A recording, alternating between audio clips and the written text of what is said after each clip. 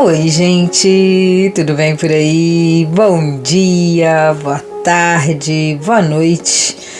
Por aqui, no sul do país, muito frio, muito frio, muito frio, muito frio. Ai, gente, eu odeio frio, Deus que me perdoe. Tô aqui de pijama, de roupão e de luvas, porque tá muito frio. Tá 14 graus agora. Para os gaúchos tá uma temperatura amena, para mim tá congelante. Vamos hoje no capítulo 31 de Isaías. É bem pequititiquinho, mas eu tenho certeza que o Senhor vai falar com a gente. Tem apenas 9 versículos. Que o Senhor abra o nosso coração, que o Senhor aqueça o nosso coração nesse dia frio aqui no sul. Aí onde você tá, não sei como tá. Eu gosto de saber, se você quiser escrever aí como tá a sua temperatura, vai ser legal ler. Aqui pra gente eu peço que o Senhor aqueça o nosso coração. E para você que está aí no calor, eu peço que o Senhor traga um refrigério para sua alma. Que o Senhor fale conosco. Nós continuamos na seção dos ais. Começamos no capítulo 27, vamos até o 35 nos ais. Ontem o ai foi de pessoas, eu acho. Não lembrar. Ai dos meus filhos, né? A gente falou ai de Jerusalém, ai de Samaria, ai dos meus filhos. E hoje o ai vai para o Egito. Ai dos que vão para o Egito procurando ajuda. Eles confiam num povo que tem muitos cavalos e carros de guerra, num país que tem cavalheiros valentes, mas não confiam no Santo Deus de Israel e não pedem ajuda ao Senhor. Porém, o Senhor é sábio e sabe fazer com que a desgraça venha. Ele sempre cumpre o que ele promete. Por isso, ele ficará contra os que praticam o mal, contra todos os que ajudam as pessoas perversas. Os egípcios não são deuses, eles são apenas seres humanos, e os seus cavalos são apenas animais mortais. Não são espíritos imortais. E quando o Senhor levantar a mão para castigá-los, todos cairão mortos de uma só vez, tanto o Egito, a nação forte, como Judá, a nação fraca. Então vamos parar aqui e entender o que está acontecendo aqui. O Egito era uma terra rica, que tinha muitos cavalos, inclusive eles exportavam cavalos maravilhosos, chiques. O rei Salomão comprava os cavalos do Egito. Eram imponentes, bem tratados, finos. Era a alta tecnologia do mundo antigo, alta tecnologia. Os cavalos de guerra eram muito bonitos e os cavalheiros que montavam aqueles cavalos eram valentes. Eram pessoas temidas. E o povo de Judá, que era simples, eles olhavam para aquilo e ficavam deslumbrados. Igual a gente que olha alguém andando pela rua com uma Lamborghini, com uma Ferrari. Ou sei lá, olha alguém morando numa mansão de 30 milhões e a gente fica igual uns bobão deslumbrados. O povo de Judá ficava assim também com o pessoal do Egito. Eles prestavam reverências a essa gente. E quando eles estavam em aperto, eles corriam lá para pedir ajuda para aqueles cavalheiros e para aqueles cavalos. E aí, muitos cavalos, carros de guerra, né? Eles pediam para Deus ajudar, para o pessoal do Egito ajudar eles com coisas. Eles confiavam em coisas, em carros, em cavalos, em fama, nos cavaleiros que estavam lá, né? Aí o Senhor está condenando isso, está dizendo, ai de vocês que ficam procurando ajuda de coisas, do seu salário, da força do seu trabalho, de coisas físicas. O Senhor está falando isso. Ai daqueles que procuram ajuda no Egito. Ai daqueles que procuram ajuda nas coisas físicas.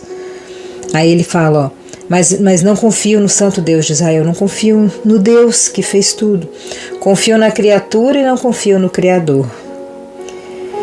Não pedem ajuda, porém, o Senhor é sábio, ele ficará contra aqueles que praticam o mal. Os egípcios não são deuses.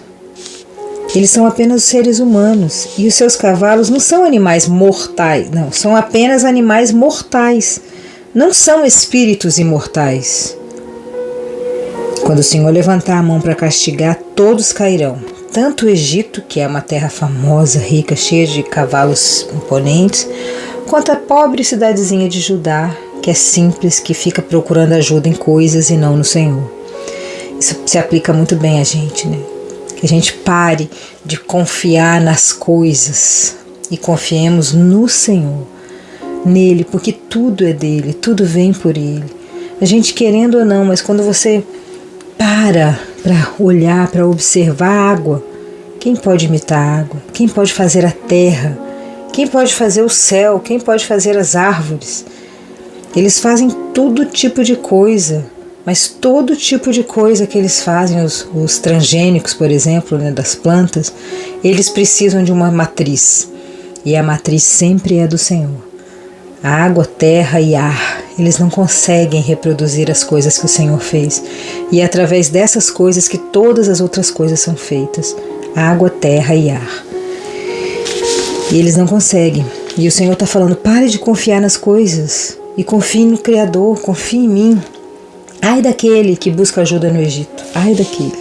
Vocês vão morrer, tanto eles quanto vocês. O Senhor Deus falou comigo e disse, um leão que pega e mata uma ovelha não se assusta e nem foge quando os pastores vêm gritando, mesmo que sejam muitos pastores e que gritem muito alto. Os leões não têm medo. Eles continuam matando. Assim também eu, o Senhor Todo-Poderoso, não me assustarei quando descer para lutar no monte de Sião. O que o Senhor está falando? Que ele não vai ter misericórdia, ele não vai ter medo, ele não vai ficar com dó de ninguém. Pode vir quem for, que ele vai continuar fazendo o que ele tem que fazer, porque o Senhor é muito amor, mas ele também é fogo consumidor. E no dia da ira do Senhor, não vai ter como correr. É isso que nós estamos lendo os ais. No dia do ai, quem não for amigo de Jesus, quem não for amigo do Senhor, vai gritar ai, e ele não vai ter misericórdia. Ele está dando chance para a gente ter misericórdia, para a gente se arrepender, para a gente se voltar para ele. Assim também eu não me assustarei. Tá. Versículo 5. Como uma ave que fica voando por cima do seu ninho para protegê-lo, assim eu, o Senhor, o Todo-Poderoso, protegerei Jerusalém. Eu salvarei a cidade e livrarei o meu povo. Ele está fazendo uma promessa aqui. Esse versículo é muito legal, porque vamos visualizar isso. Assim como uma ave, a ave fica voando em cima do ninho ali para proteger os passarinhos pequenininhos, ela fica voando por cima. O Senhor também está ao nosso redor, cuidando de nós, como um passarinho cuida dos filhotes. Assim eu, Senhor Todo-Poderoso, protegerei Jerusalém. Nós somos Jerusalém do Senhor, somos filhos por adoção. Eu salvarei a cidade e livrarei o meu povo. Ele vai nos salvar. Essa palavra salvar aqui, no original mesmo, lá no hebraico original, ela significa, ela vem escrita, como é que fala? Passar, que é Páscoa no hebraico, né? Passar. Então, quando você lê no original, está escrito, protegerei Jerusalém e passar a cidade e livrarei o meu povo. O que significa passar? Páscoa. A mesma palavra usada para Páscoa. O que está dizendo aqui nessa pequena palavra? Que o Senhor vai trazer uma nova Páscoa, um novo livramento para nós que somos Jerusalém, para o povo de Deus, em todo o mundo. Nós passaremos por uma nova Páscoa, um novo passar. Por quê? Porque naquela época da Páscoa, todo mundo que tinha o sangue do cordeiro nas portas, lembram dessa história? O anjo da morte passava e não matava eles. Todo mundo estava protegido naquela época ali. É a mesma coisa que o Senhor está falando, que os filhos dele estarão protegidos. Ele vai ficar como um pássaro ao redor do ninho e vai dar o passar, vai dar o livramento para o povo dele.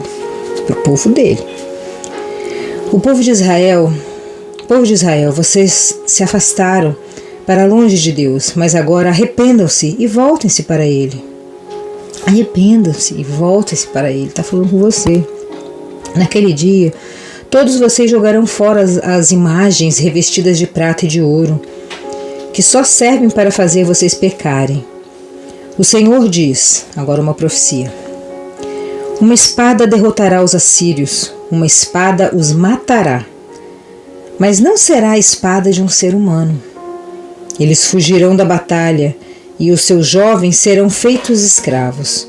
O rei fugirá apavorado e os oficiais, cheios de medo, abandonarão as suas bandeiras. Isso é uma profecia que Deus usou Isaías para falar. Assim fala o Senhor, que em Jerusalém tem o seu altar, onde sacrifícios são queimados. Esse versículo aqui é muito interessante. Nós estamos no capítulo 31, há 700 e poucos anos antes de Jesus Cristo, antes de Cristo. Então, antes de Jesus, antes de toda a história que a gente conhece, Isaías profetizou: uma espada vai matar os assírios e não será espada humana. Não será espada humana. Eles fugirão, mas eles serão mortos, e os que ficarem serão escravos. E aí, nós vamos ler ainda, né? Vamos chegar lá no capítulo 37 de Isaías. Eu vou ler aqui só para a gente complementar e completar, né? No capítulo 37, que leremos daqui uns dias, versículo 33, essa profecia se cumpre nesse mesmo tempo, olha lá. Então o anjo do Senhor foi até o acampamento dos assírios e matou 185.000 soldados. De manhã, os que sobraram viram os corpos dos mortos. Aí o rei, Sennacherib, voltou para Nínive e ficou lá. Está falando do rei aqui. Então, esse versículo 36 mostra que o anjo do Senhor matou 185.000 assírios numa noite só, sem nenhuma espada, que é o que está falando aqui, ó. Uma espada derrotará os assírios, uma espada os matará, mas não será a espada de um ser humano. Não será. Eles fugirão da batalha e o seu jovem será feito escravo. O rei fugirá apavorado. O rei vai fugir para Nínive, lá como a gente leu ali, né? E os oficiais, cheios de medo, abandonarão as suas bandeiras.